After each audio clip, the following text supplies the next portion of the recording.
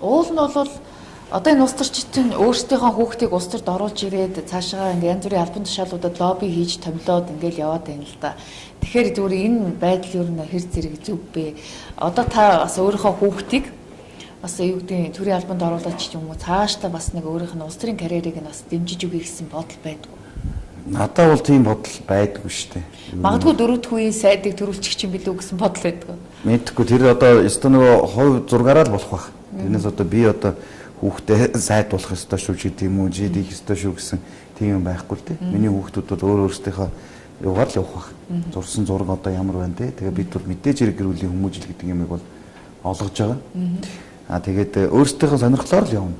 Тэгэхээр би бол нэг айхтар улс төрд ороод ингээ яваад байна гэж одоохондоо надад их тийм бодол чалга мэдгэдэгчгүй байна. Одоохондоо ч жоохон ч байна хүүхдүүд маань. Яг ингээд хүүхдээ оруулаад ингээд байгаа ийм нөхцөл тэгээд тэрийгээ улаараад дэмжиж ингээ яваад байгаа зүйлүүд бол надад бол ерөнхийдөө таалагддаггүй. Тий. Одоо бүр ингээд улаараад бүр тий хүүхдээ ингээд яагаад ингээ явж байгаа тийм хүмүүс байна шүү дээ. Тийм хүмүүс бол бас л утгагүй л дээ.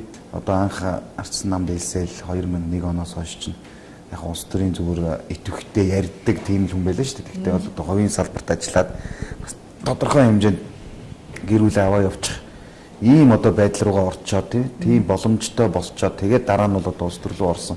Манай залуучууд бол тэгмээр байгаа. Тэгэхгүй болохоор сургууль төгсөөд шууд дарга болох юм бодоод байгаа байхгүй. Тийм юм бол байхгүй шүү дээ.